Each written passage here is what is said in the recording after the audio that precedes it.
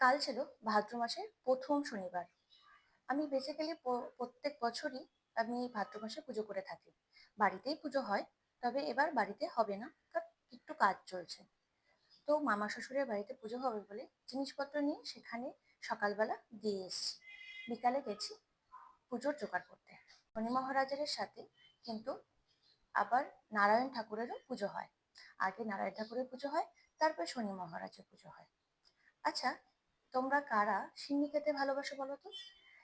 এই নারায়ণ পুজো বা শনি মহারাজের পুজো আসল প্রসাদই কিন্তু সিন্নি।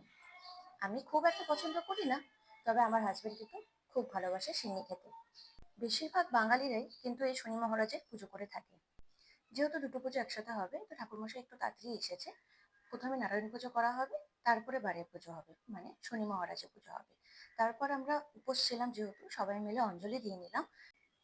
প্রথমেই যেহেতু বললাম, প্রথমেই নারায়ণ ঠাকুরের পুজো হয়, তারপরে বার ঠাকুরের পুজো হয়। তারপর দুটো ঠাকুরের পুজো করে আমরা এই সিন্নি মাখতে বসলাম।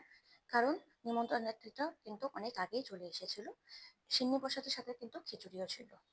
তো আমার আজকে ভিডিওটি তোমাদের কেমন লাগলো জানিও। তাহলে দেখা হচ্ছে নেক্সট ভিডিওতে। বাই।